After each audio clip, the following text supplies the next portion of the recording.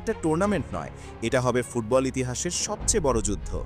৪৮ দল, নতুন ফরম্যাট, আর এমন সব তারকা যারা একাই ম্যাচের রং বদলে দিতে পারে। কিন্তু ইতিহাস বলে বিশ্বকাপ যেতে একা কেউ না, যেতে ডুয়োরা।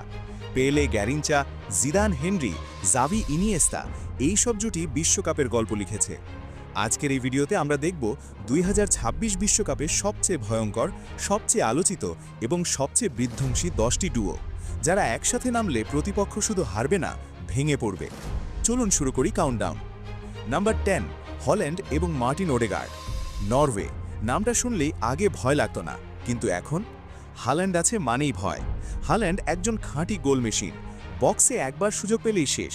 আর তার পেছনে যদি থাকে ওডেগার্ডের মতো একজন প্লেমেকার, তাহলে গোল না হওয়াটা অস্বাভাবিক। ওডেগার্ডের থ্রু বল, হাল্যান্ডের দানবীয় ফিনিশিং, এই জুটি ইউরোপের বড় দলগুলোর জন্য হতে পারে দুঃস্বপ্ন।